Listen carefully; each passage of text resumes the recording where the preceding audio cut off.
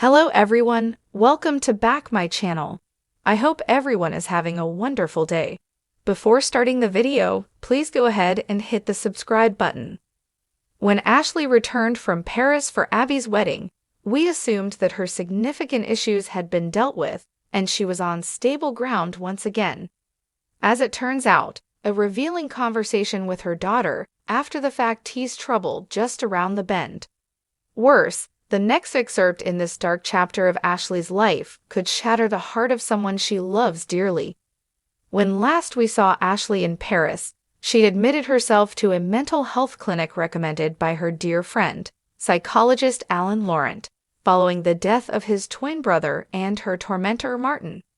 The abbot had developed a raging case of dissociative identity disorder, so out of hand that the late Neil Winters may have turned in his grave if he saw the display she put on in his memorial jazz lounge, whilst tipsy on tequila and sporting a southern drawl, of all things.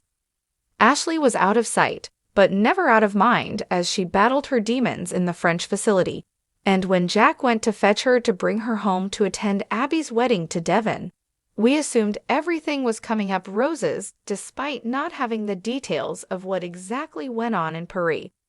Then again, it was a little strange that Young and Restless teased a huge trauma from Ashley's early life that had supposedly triggered the dreaded did and then dropped it. So it wasn't entirely a surprise to hear her admit to Abby after the honeymoon that everything wasn't quite as hunky-dory with her as we might have presumed.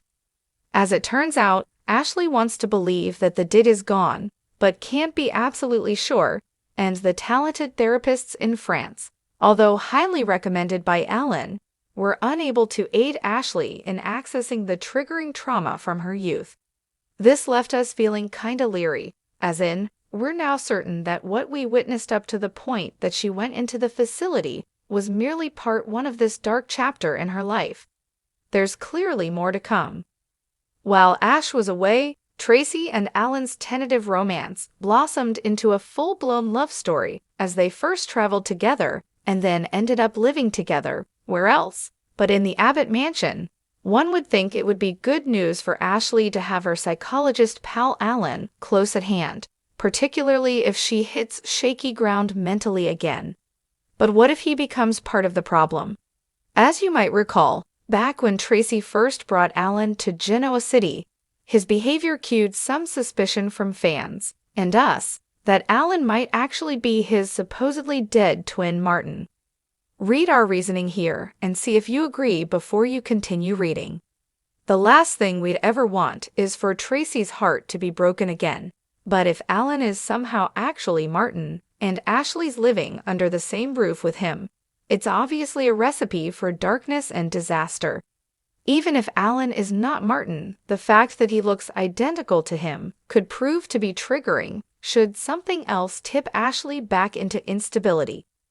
Ashley's alters could take over again and attack Alan, believing that he's Martin. Heck, there's one alter that would happily kill the man. Alternatively, Ashley might figure out that Martin is posing as Alan and start sounding the alarm, which no one will heed because they'll believe she's not in her right mind. There's a bunch of ways this could play out, and unfortunately, most of them end with Tracy's heart being shattered into pieces. All we know for sure is that Abby's conversation with Ashley signaled that her mother's latest dark chapter is far from closed. The trauma that triggered the dead has yet to be exposed, and someone who looks exactly like her tormentor, Martin, is living in her house. Consider yourselves warned.